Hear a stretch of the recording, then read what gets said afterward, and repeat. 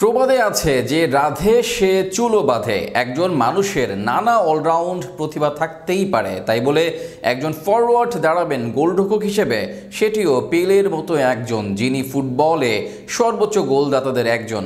হ্যাঁ, এমন বিস্ময়কর ঘটনা ঘটেছে, শুধু এখানেই শেষ নয়। নিজের ক্লাবের হয়ে গোলরক্ষক হিসেবে দাঁড়িয়ে কোনো গোলই হজম করেননি পেলের এমন কীর্তি নিয়ে বিস্তারিত থাকছে প্রতিবেদনে।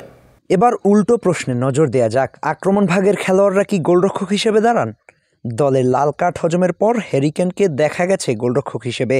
দলের একান্ত প্রয়োজনে কোনো বদলি না থাকলে গোলরক্ষক দাঁড়িয়েছেন কেন, কিন্তু সেই কাজ একাধিকবার করেছেন এক ফরওয়ার্ড, আর সেই কীর্তি করেছেন ব্রাজিলের কিংবদন্তি পেলে নিজের ক্যারিয়ারের বেশিরভাগ ম্যাচ খেলেছেন সান্তোসের হয়ে।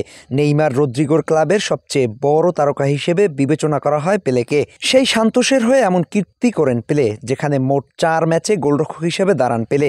এর মাঝে সবচেয়ে আকর্ষণীয় ছিল 1964 সালে সেবার গ্রেমিওয়ের বিপক্ষে ম্যাচে হ্যাটট্রিক করেন পেলে, যে কারণে পিছিয়ে থেকেও জয় পায় তার দল।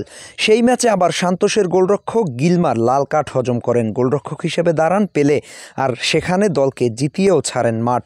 গোলরক্ষক হিসেবে কতটা দুর্দান্ত ছিলেন পেলে তার প্রমাণ পাওয়া যায় নানা ঘটনায়।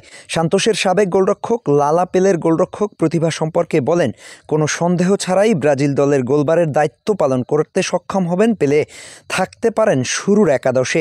পেলেকে নিয়ে বই লেখেন তার সাবেক সতীর্থ লিমা, সেখানে এমনকি পেলেদা গোলরক্ষক নামেই আছে আলাদা এক অধ্যায়। এর বাইরে 4 ম্যাচ খেলেন পেলে, গোলরক্ষক হিসেবে 4 ম্যাচই রাখেন ক্লিন শিট।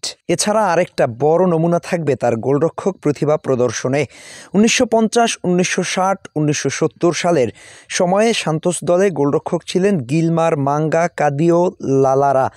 তবে তাদের কোনো বিকল্প গোলরক্ষক ছিল না, অর্থাৎ কোনো গোলরক্ষক যদি ইনজুরিতে পড়েন তার বিকল্প হিসেবে ধরা হতো পেলেকে। এমনকি এক আফ্রিকা সফরে স্পন্সরের আগ্রহ ছিল পেলে খেলবেন গোলরক্ষক হিসেবে, এমনটা জানান তার সতীর্থ রাইট ব্যাক লিমা।